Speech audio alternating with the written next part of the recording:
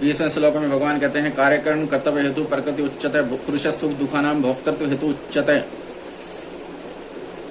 कार्यकरण कर्तव्य कार्य और करण के द्वारा होने वाली क्रियाओं को उत्पन्न करने में प्रकृति हेतु कही जाती है और सुख दुखों के भोक्तापन में पुरुष हेतु कहा जाता है। आकाश वायु कार्यकरण कर्तव्य हेतु प्रकृति उच्चते। आकाश वायु अग्नि जल और पृथ्वी तथा शब्द स्पर्श रूप रस और गंध इन 10 महाभूतों और विषयों का नाम कार्य है। श्रोत्र त्वचा नेत्र रसना घ्राण वाणी हस्त पाद उपस्थ और गुदा तथा मन बुद्धि और अहंकार इन 13 बहिकरण और अंतःकरण का नाम करण है। इन सब के द्वारा जो कुछ क्रियाएं होती हैं उनको उत्पन्न करने में प्रकृति ही हेतु है। जो उत्पन्न होता है वह कार्य कहलाता है और जिसके कारण कार्य की सिद्धि होती है वह करण कहलाता है। अर्थात क्रिया करने के जितने औजार साधन हैं वे सब करण कहलाते हैं। करण 3 प्रकार के होते हैं, कर्मेंद्रियां ज्ञानेंद्रियां मन बुद्धि तथा अहंकार। कर्मेंद्रियां स्थूल हैं, ज्ञानेंद्रियां सूक्ष्म है और मन बुद्धि तथा अहंकार अत्यंत सूक्ष्म है। कर्मेंद्रियों और ज्ञानेंद्रियों को बहिकरण कहते हैं तथा मन बुद्धि और अहंकार को अंतःकरण कहते हैं। जिनसे क्रियाएं होती हैं वे कर्मेंद्रियां हैं और कर्मेंद्रियां तथा ज्ञानेंद्रियों पर जो शासन करते हैं वे मन बुद्धि और अहंकार हैं। तात्पर्य है कि कर्मेंद्रियों पर ज्ञानेंद्रियों का शासन है, ज्ञानेंद्रियों पर मन का शासन है, मन पर बुद्धि का शासन है और बुद्धि पर अहंकार का शासन है। मन बुद्धि और अहंकार के बिना कर्मेंद्रियां और ज्ञानेंद्रियां काम नहीं करती। ज्ञानेंद्रियों के साथ जब मन का संबंध हो जाता है तब विषयों का ज्ञान होता है। मन से जिन विषयों का ज्ञान होता है उन विषयों में कौन सा विषय ग्राह्य है और कौन सा त्याज्य है, कौन सा विषय ठीक है और कौन सा बेठीक है, इसका निर्णय बुद्धि करती है। बुद्धि के द्वारा निर्णित विषयों पर अहंकार शासन करता है। अहंकार 2 प्रकार का होता है, अहम वृत्ति और अहंकर्ता। अहम वृत्ति किसी के लिए कभी दोषी नहीं होती, पर उस अहम वृत्ति के साथ जब स्वयं पुरुष अपना संबंध जोड़ लेता है, तादात्म्य कर लेता है, तब वह अहंकर्ता बन जाता है। तात्पर्य है कि अहम वृत्ति से मोहित होकर उसके परवश होकर स्वयं उस अहम वृत्ति में अपनी स्थिति मान लेता है, तब वह कर्ता बन जाता है। अहंकारम विमूढ़ात्मा कर्ता में मान्यते। 3 अध्याय का 27वां श्लोक। प्रकृति का कार्य बुद्धि महत्व है और बुद्धि का कार्य अहम वृत्ति अहंकार है। यह अहम वृत्ति है तो बुद्धि का कार्य पर इसके साथ तदात्म्य करके स्वयं बुद्धि का मालिक बन जाता है, अर्थात कर्ता और भोक्ता बन जाता है। पुरुष प्रकृति तो ही भुगंते प्रकृति जान गुणान। 13वें अध्याय का 21वां श्लोक। परंतु जब तत्व का बोध हो जाता है तब स्वयं न कर्ता बनता है, नहीं भोक्ता बनता है। शिरस्तपि कौंते न क्रोति न लिप्यते।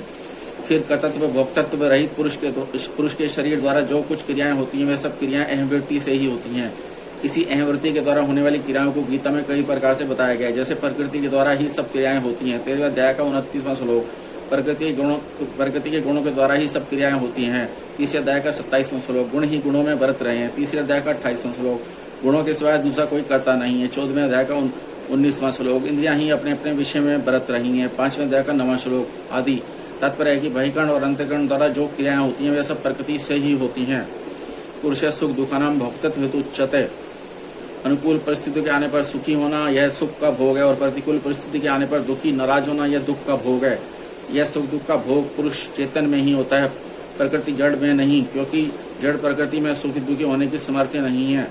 अतः सुख दुख के भोक्तापन में पुरुष हेतु कहा गया है। अगर पुरुष अनुकूल प्रतिकूल परिस्थिति से मिलकर राजी नाराज न हो तो वह सुख दुख का भोक्ता नहीं बन सकता। 7वें अध्याय के 4-5वें श्लोक में भगवान ने अपरा और परा नाम से अपनी 2 प्रकृतियों का वर्णन किया है। ये दोनों प्रकृतियां भगवान के स्वभाव हैं, इसलिए ये दोनों स्वतः ही भगवान की ओर जा रही हैं। परंतु परा प्रकृति चेतन जो परमात्मा का अंश है और जिसकी स्वाभाविक रुचि परमात्मा की ओर जाने की है, तत्कालीन सुख भोग में आकर्षित होकर अपरा प्रकृति जड़ के साथ तादात्म्य कर लेता है। इतना ही नहीं, प्रकृति के साथ तादात्म्य करके वह प्रकृतिस्थ पुरुष के रूप में अपनी एक स्वतंत्र सत्ता का निर्माण कर लेता है, जिसको अहम कहते हैं। इस अहम में जड़ और चेतन दोनों हैं। सुख दुख रूप जो विकार होता है वह जड़ अंश में होता है, पर जड़ से तादात्म्य होने के कारण उसका परिणाम ज्ञाता चेतन पर होता है। अर्थात जड़ के तादात्म्य से सुख दुख रूप विकार को चेतन अपने में मान लेता है कि मैं सुखी हूँ, मैं दुखी हूँ।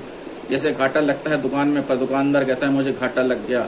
जबर शरीर में आता है, भर मान लेता है मेरे अंदर जबर आ गया। स्वयं में जबर नहीं आता, यदि आता तो कभी मिटता नहीं। सुख दुख का परिणाम चेतन पर होता है। वह सुख दुख से मुक्ति चाहता है। अगर वह सुखी दुखी न हो तो उसमें मुक्ति की इच्छा हो ही नहीं सकती। मुक्ति की इच्छा जड़ के संबंध से ही होती है, क्योंकि जड़ को स्वीकार करने से ही बंधन हुआ है। जो अपने को सुखी दुखी मानता है वही सुख दुख रूप विकार से अपनी मुक्ति चाहता है और उसकी मुक्ति होती है। तात्पर्य है कि तदात्म्य में मुक्ति कल्याण की इच्छा में चेतन की मुख्यता और भोगों की इच्छा में जड़ की मुख्यता होती है। इसलिए अंत में कल्याण का भागी चेतन ही होता है, जड़ नहीं।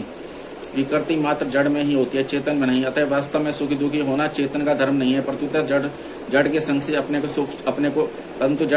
अपने को सुखी दुखी मानना ज्ञाता चेतन का स्वभाव है। तात्पर्य है कि चेतन सुखी दुखी होता है नहीं, परंतु सुखाकार दुखाकार वृत्ति से मिलकर अपने को सुखी दुखी मान लेता है। चेतन में एक दूसरे से विरुद्ध सुख दुख रूप दो भाव हो ही कह सकते हैं। दो रूप परिवर्तनशील प्रकृति में ही हो सकते हैं। जो परिवर्तनशील नहीं है उसके दो रूप नहीं हो सकते।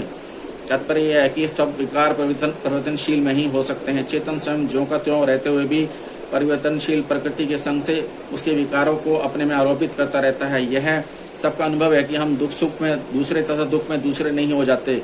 सुख और दुख दोनों अलग अलग हैं। हम एक ही रहते हैं, इसलिए कभी सुखी होते हैं और कभी दुखी होते हैं।